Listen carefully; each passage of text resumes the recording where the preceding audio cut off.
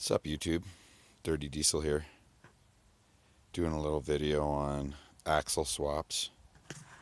This is for your Superduty. It's a Dana 50. This came off of my early 99 F-350. You know, this is about the time, like I've been working with axles and doing custom 4x4s for years, but this was about the time when I stopped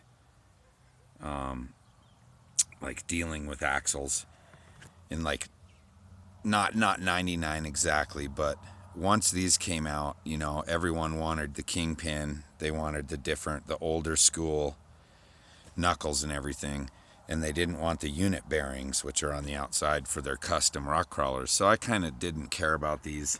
So I thought a Dana 60 came on a 1999 Super Duty, but they don't. It's a 50. They went to a 60, I believe, in 2001, but don't quote me on that because it's not really pertinent information to what I'm doing right now here. I know that the F-250s all came with the Dana 50 and the Excursions. I'm not sure if an F-250 ever went to a Dana 60. That's something you guys can leave in the comments. That's not what this video is about either.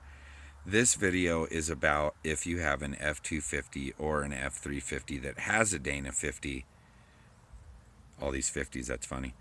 If you have a Dana 50, you do not need to swap it out. And I'm going to tell you why right now, basically. And you can make up your own mind after that, too, because if you find a Dana 60 for a cheap price, go ahead, swap it out. You know, it's just going to be a lot of work that you may not need to do. So let me explain to you a little bit about this. The cover is a Dana 60, okay? So it's exact same cover as a Dana 60.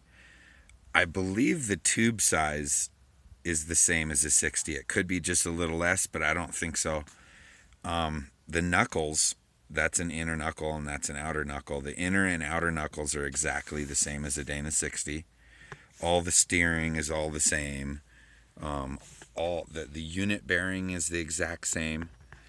The ball joint is the exact same part number. I mean, that's funny.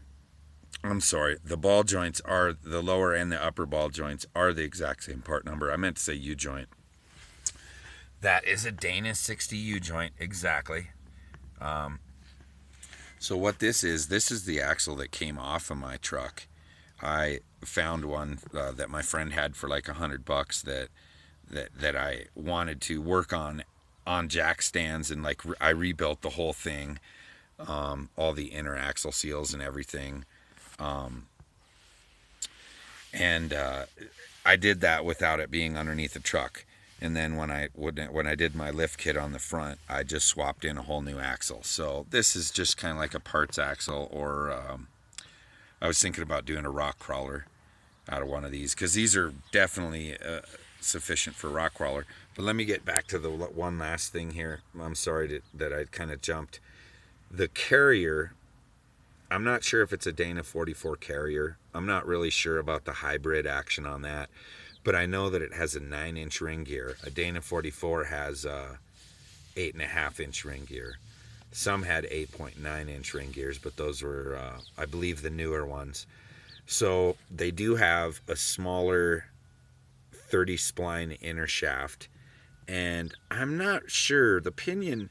The yoke is the same as a Dana 60 right back there, but the pinion is smaller too.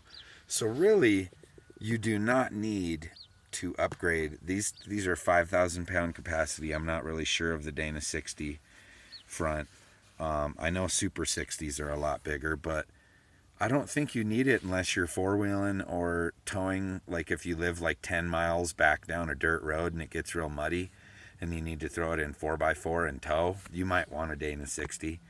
But I'm just trying to save you a lot of pain. You do not need a Super 60. So let me see if there's anything I didn't go through. Let's see. The brakes are the same as a Dana 60. The rotors, the lug nuts, the hub, everything out there is the same. Just even the U-joint's the same. Let's see. The axle shafts are a little smaller. The ring gear's smaller. The pinion gear is smaller, but it's basically the same thing. So do not swap yours for a Dana 60 unless you completely have to. All right, guys, Dirty Diesel out.